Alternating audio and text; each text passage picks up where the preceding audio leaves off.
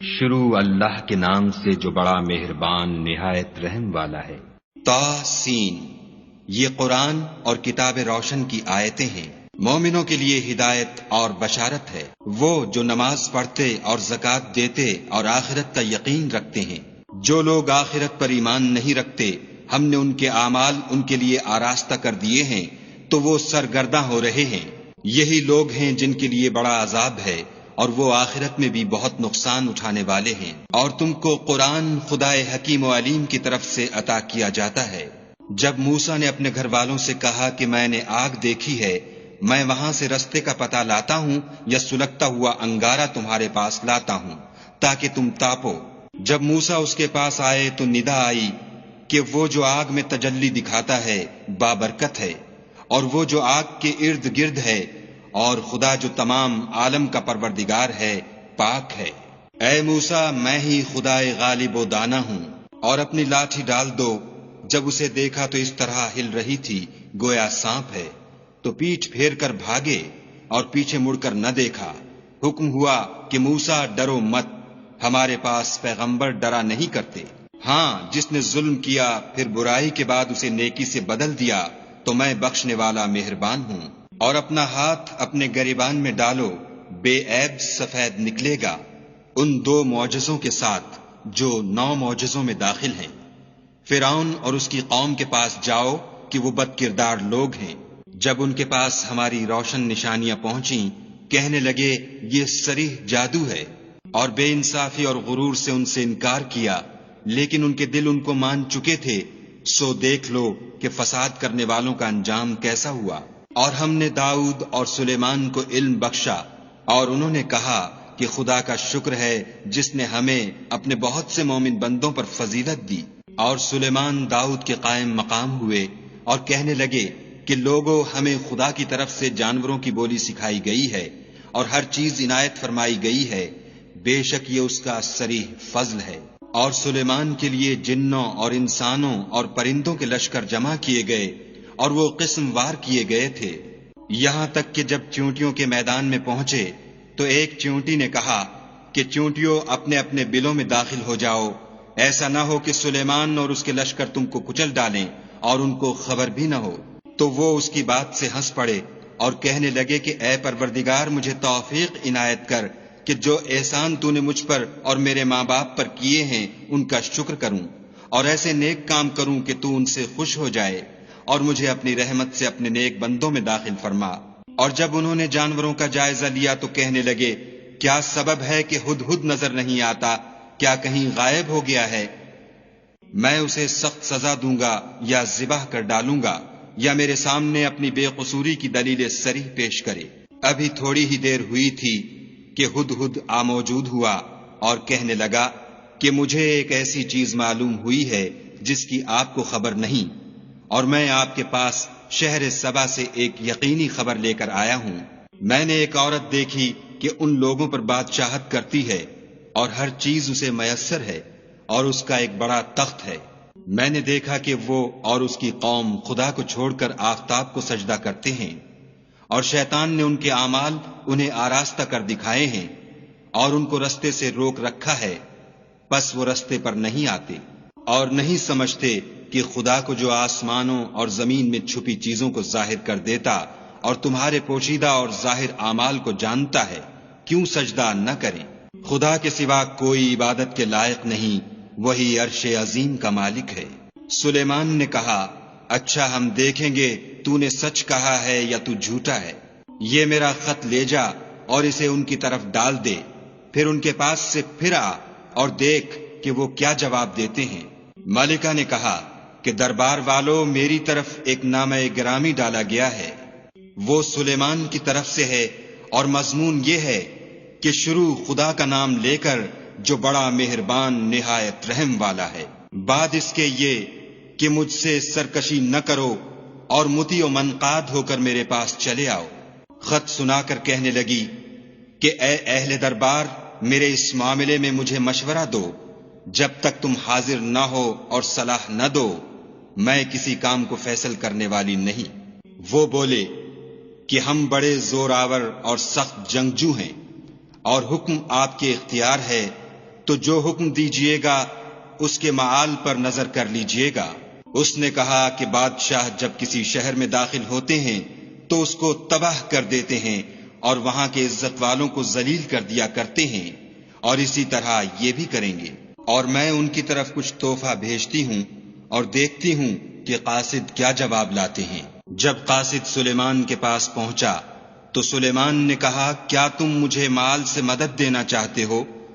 جو کچھ خدا نے مجھے عطا فرمایا ہے وہ اس سے بہتر ہے جو تمہیں دیا ہے۔ حقیقت یہ ہے کہ اپنے تحفے سے تم ہی خوش ہوتے ہوگے۔ ان کے پاس واپس جاؤ، ہم ان پر ایسے لشکر لے کر حملہ کریں گے جن کے مقابلے کی ان میں طاقت نہ ہوگی، اور ان کو وہاں سے بے عزت کر کے نکال دیں گے اور وہ ذلیل ہوں گے۔ سلیمان نے کہا کہ اے دربار والو، کوئی تم میں ایسا ہے کہ قبل اس کے کہ وہ لوگ فرما بردار ہو کر ہمارے پاس آئیں ملکہ کا تخت میرے پاس لے آئے؟ جنات میں سے ایک قوی ہیکل جن نے کہا کہ قبل اس کے کہ آپ اپنی جگہ سے اٹھیں میں اس کو آپ کے پاس لا حاضر کرتا ہوں، اور مجھے اس پر قدرت بھی حاصل ہے اور امانت دار بھی ہوں۔ ایک شخص جس کو کتاب الہی کا علم تھا کہنے لگا کہ میں آپ کی آنکھ کے جھپکنے سے پہلے اسے آپ کے پاس حاضر کیے دیتا ہوں۔ جب سلیمان نے تخت کو اپنے پاس رکھا ہوا دیکھا تو کہا کہ یہ میرے پروردگار کا فضل ہے تاکہ مجھے آزمائے کہ میں شکر کرتا ہوں یا کفران نعمت کرتا ہوں، اور جو شکر کرتا ہے تو اپنے ہی فائدے کے لیے شکر کرتا ہے، اور جو ناشکری کرتا ہے تو میرا پروردگار بے پرواہ اور کرم کرنے والا ہے۔ سلیمان نے کہا کہ ملکہ کے امتحان عقل کے لیے اس کے تخت کی صورت بدل دو، دیکھیں کہ وہ سوجھ بوجھ رکھتی ہے یا ان لوگوں میں سے ہے جو سوجھ نہیں رکھتے۔ جب وہ آ پہنچی تو پوچھا گیا کہ کیا آپ کا تخت بھی اسی طرح کا ہے؟ اس نے کہا کہ یہ تو گویا ہو بہو وہی ہے، اور ہم کو اس سے پہلے ہی سلیمان کی عظمت و شان کا علم ہو گیا تھا، اور ہم فرما بردار ہیں۔ اور وہ جو خدا کے سوا اور کی پرستش کرتی تھی سلیمان نے اس کو اس سے منع کیا، اس سے پہلے تو وہ کافروں میں سے تھی۔ پھر اس سے کہا گیا کہ محل میں چلیے۔ جب اس نے اس کے فرش کو دیکھا تو اسے پانی کا حوض سمجھا اور کپڑا اٹھا کر اپنی پنڈلیاں کھول دیں۔ سلیمان نے کہا یہ ایسا محل ہے جس کے نیچے بھی شیشے جڑے ہوئے ہیں۔ وہ بول اٹھی کہ پروردگار، میں اپنے آپ پر ظلم کرتی رہی تھی، اور اب میں سلیمان کے ہاتھ پر خدا رب العالمین پر ایمان لاتی ہوں۔ اور ہم نے سمود کی طرف ان کے بھائی صالح کو بھیجا کہ خدا کی عبادت کرو، تو وہ دو فریق ہو کر آپس میں جھگڑنے لگے۔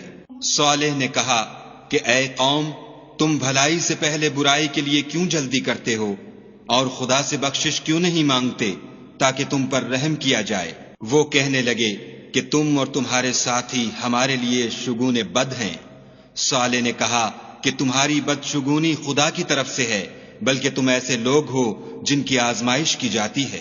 اور شہر میں 9 شخص تھے جو ملک میں فساد کیا کرتے تھے اور اصلاح سے کام نہیں لیتے تھے۔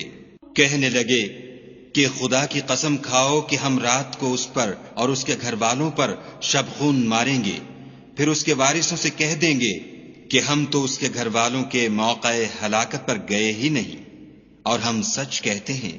اور وہ ایک چال چلے اور ہم بھی ایک چال چلے، اور ان کو کچھ خبر نہ ہوئی۔ تو دیکھ لو کہ ان کی چال کا انجام کیسا ہوا۔ ہم نے ان کو اور ان کی قوم سب کو ہلاک کر ڈالا۔ اب یہ ان کے گھر ان کے ظلم کے سبب خالی پڑے ہیں۔ جو لوگ دانش رکھتے ہیں ان کے لیے اس میں نشانی ہے، اور جو لوگ ایمان لائے اور ڈرتے تھے ان کو ہم نے نجات دی۔ اور لوط کو یاد کرو جب انہوں نے اپنی قوم سے کہا کہ تم بے حیائی کے کام کیوں کرتے ہو، اور تم دیکھتے ہو کیا تم عورتوں کو چھوڑ کر لذت حاصل کرنے کے لیے مردوں کی طرف مائل ہوتے ہو؟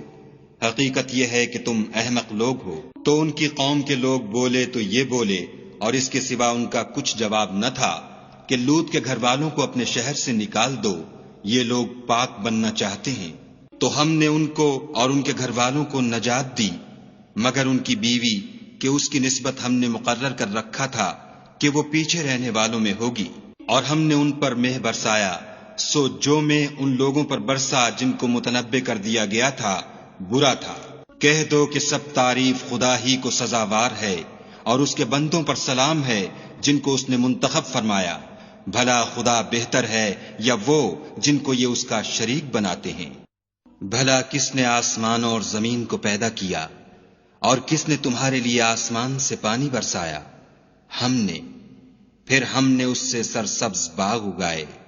تمہارا کام تو نہ تھا کہ تم ان کے درختوں کو اگاتے، تو کیا خدا کے ساتھ کوئی اور بھی معبود ہے؟ ہرگز نہیں، بلکہ یہ لوگ رستے سے الگ ہو رہے ہیں۔ بھلا کس نے زمین کو قرارگاہ بنایا اور اس کے بیچ نہریں بنائیں اور اس کے لیے پہاڑ بنائے، اور کس نے 2 دریاؤں کے بیچ اوٹ بنائی؟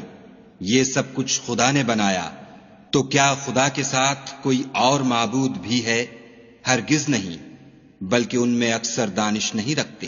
بھلا کون بے قرار کی التجا قبول کرتا ہے جب وہ اس سے دعا کرتا ہے، اور کون اس کی تکلیف کو دور کرتا ہے، اور کون تم کو زمین میں اگلوں کا جانشین بناتا ہے؟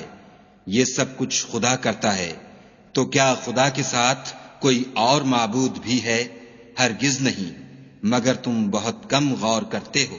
بھلا کون تم کو جنگل اور دریا کے اندھیروں میں رستہ بتاتا، اور کون ہواؤں کو اپنی رحمت کے آگے خوشخبری بنا کر بھیجتا ہے؟ یہ سب کچھ خدا کرتا ہے، تو کیا خدا کے ساتھ کوئی اور معبود بھی ہے؟ ہرگز نہیں، یہ لوگ جو شرک کرتے ہیں خدا کی شان اس سے بلند ہے۔ بھلا کون خلقت کو پہلی بار پیدا کرتا پھر اس کو بار بار پیدا کرتا رہتا ہے؟ اور کون تم کو آسمان اور زمین سے رزق دیتا ہے؟ یہ سب کچھ خدا کرتا ہے، تو کیا خدا کے ساتھ کوئی اور معبود بھی ہے؟ ہرگز نہیں۔ کہہ دو کہ مشرکو، اگر تم سچے ہو تو دلیل پیش کرو۔ کہہ دو کہ جو لوگ آسمانوں اور زمین میں ہیں خدا کے سوا غیب کی باتیں نہیں جانتے، اور نہ یہ جانتے ہیں کہ کب زندہ کر کے اٹھائے جائیں گے، بلکہ آخرت کے بارے میں ان کا علم منتہی ہو چکا ہے، بلکہ وہ اس سے شک میں ہیں، بلکہ اس سے اندھے ہو رہے ہیں۔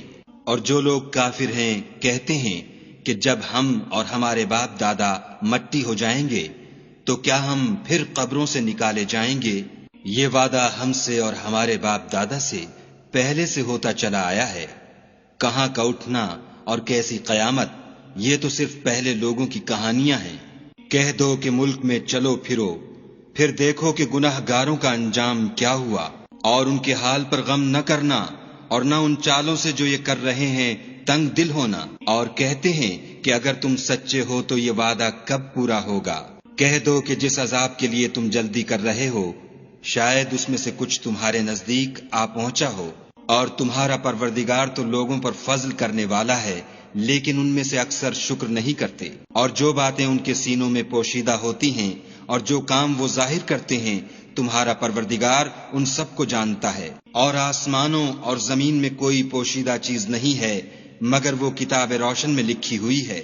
بے شک یہ قرآن بنی اسرائیل کے سامنے اکثر باتیں جن میں وہ اختلاف کرتے ہیں بیان کر دیتا ہے، اور بے شک یہ مومنوں کے لیے ہدایت اور رحمت ہے۔ تمہارا پروردگار قیامت کے روز ان میں اپنے حکم سے فیصلہ کر دے گا، اور وہ غالب اور علم والا ہے۔ تو خدا پر بھروسہ رکھو، تم تو حق صریح پر ہو۔ کچھ شک نہیں کہ تم مردوں کو بات نہیں سنا سکتے، اور نہ بہروں کو جبکہ وہ پیٹھ پھیر کر پھر جائیں آواز سنا سکتے ہو، اور نہ اندھوں کو گمراہی سے نکال کر رستہ دکھا سکتے ہو۔ تم تو انہی کو سنا سکتے ہو جو ہماری آیتوں پر ایمان لاتے ہیں اور وہ فرما بردار ہو جاتے ہیں۔ اور جب ان کے بارے میں عذاب کا وعدہ پورا ہوگا تو ہم ان کے لیے زمین میں سے ایک جانور نکالیں گے جو ان سے بیان کر دے گا، اس لیے کہ لوگ ہماری آیتوں پر ایمان نہیں لاتے تھے۔ اور جس روز ہم ہر امت میں سے اس گروہ کو جمع کریں گے جو ہماری آیتوں کی تکذیب کرتے تھے تو ان کی جماعت بندی کی جائے گی، یہاں تک کہ جب سب آ جائیں گے تو خدا فرمائے گا کہ کیا تم نے میری آیتوں کو جھٹلا دیا تھا اور تم نے اپنے علم سے ان پر احاطہ تو کیا ہی نہ تھا؟ بھلا تم کیا کرتے تھے؟ اور ان کے ظلم کے سبب ان کے حق میں وعدہ عذاب پورا ہو کر رہے گا تو وہ بول بھی نہ سکیں گے۔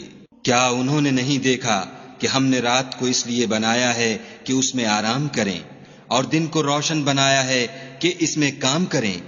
بے شک اس میں مومن لوگوں کے لیے نشانیاں ہیں۔